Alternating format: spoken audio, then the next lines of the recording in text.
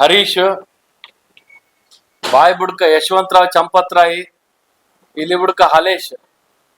ಇವತ್ತು ಇವರು ಅವರ ಪಕ್ಷದಲ್ಲೇ ಅವ್ರಿಗೆ ಮಾನ್ಯತೆ ಇಲ್ಲ, ಅವ್ರ ಪಕ್ಷದಲ್ಲೇ ಅವ್ರಿಗೆ ಯಾರು ಕೇಳ್ತಾ ಇಲ್ಲ. ರಾಜ್ಯದಲ್ಲಿ ಒಂದು ಮನೆ 100 ಬಾಗ್ಲಲ್ಲ, 100 ಮನೆ 100 ಬಾಗ್ಲಾಗಿದೆ ರಾಜ್ಯದಲ್ಲಿ.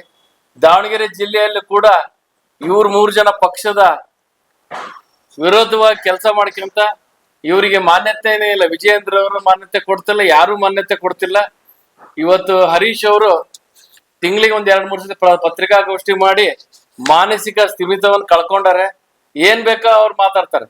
ಹರಿಯಾಣದಲ್ಲಿ ಅವ್ರ ಕೆಲಸಗಳು ನೋಡ್ತಾ ಇರ್ಬೋದು. ಎಲ್ಲ ಕಳಪೆ ಕಾಮಗಾರಿ ವಿಸಿಟ್ ಮಾಡೋದ್ ಬಿಟ್ರೆ ಬೇರೆ ಯಾವ ಕೆಲಸನೂ ಮಾಡ್ತಿಲ್ಲ. ಪ್ರೋಟೋಕಾಲ್ ಅಂತೂ ಮೇಂಟೈನೇ ಮಾಡ್ತಿಲ್ಲ. ಅಧಿಕಾರಿಗಳಿಗೆ ನೌಕರಿಗೆ ಎದುರಿಸ್ಕೊಂತ ಇವತ್ತು ಬೇರೆ ಯಾರು ಉದ್ಘಾಟನೆ ಮಾಡ್ದಂಗ ಅವ್ರೊಬ್ರೆ ಪ್ರೋಟೋಕಾಲ್ ಅಂತ ತಿಳ್ಕೊಂಡ್ಬಿಟ್ಟ ಮಾಡ್ತಾರೆ. ಬೇರೆ ಯಾರು ಮಾಡಿದ್ರೆ ಕೂಗಾಡೋದು, ಗಲಾಟೆ ಮಾಡೋದು, ಕೇಸ್ ಹಾಕೋದು, ಯಾರ ಅಧಿಕಾರಿಗಳಿಗೆ ಎದುರಿಸೋಂತ ಕೆಲಸ ಮಾಡ್ತಾ ಇದಾರೆ.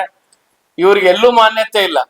ವಿಜಯೇಂದ್ರ ಕೂಡ ಇವ್ರಿಗೆ ಕೇಳಲ್ಲ. ಇವ್ರ ಟೀಮ್ನೇ ಬಿಟ್ಟು ಬಿಟ್ಟಿದ್ದಾರೆ. ಇವ್ರನ್ನ ಮಾಜಿ ಕೇಂದ್ರ ಸಚಿವ ಸಿದ್ದೇಶ್ ಅವ್ರಿಗೆ ಗೊತ್ತಿಲ್ದಂಗೆ ಎಲ್ಲ ಕಮಿಟಿಗಳು ಮಾಡಿ ಎಲ್ಲ ಮಾಡಿ ಇವ್ರಿಗೆ ಏನಿಲ್ಲ.